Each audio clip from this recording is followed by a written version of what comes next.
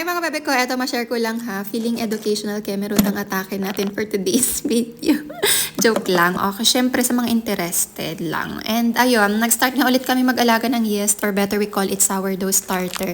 Ito yung ginagamit naming base para makagawa ng tinapay. And kumpara kasi sa baking yeast mga bebe ko na nagpapaalsa ng mabilis, si sourdough nagre-require siya ng longer fermentation process, ganon.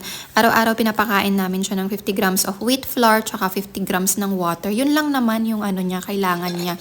And discard din namin yung ibang portion, lalo pag hindi naman namin gagamitin. To keep the microorganism in it healthy, happy, and thriving. Ginugol ko lang yun mga bebe ko. Pero, ayun, para ito sa mga kumakain ng bread na may issues. Charot lang. Basta para sa conventional tinapay kasi, ito yung alternative ng iba kasi richer in nutrients and mas mabilis siyang i-digest and less likely na mag-spike yung blood sugar mo. Mostly mayayaman ito yung option nila mga bebe ko. Yung mga may gluten problem or may mga diabetic, ganyan. Si Habibo kasi, kailangan namin to kasi mahilig siya sa tinapay and pre-diabetic siya. Kaya kailangan pa rin natin i-watch yung carbohydrates intakes niya. So, ayun lang naman, na-share ko lang. The end. Thanks for watching. Sana may natutunan kayo. Nakakaloka.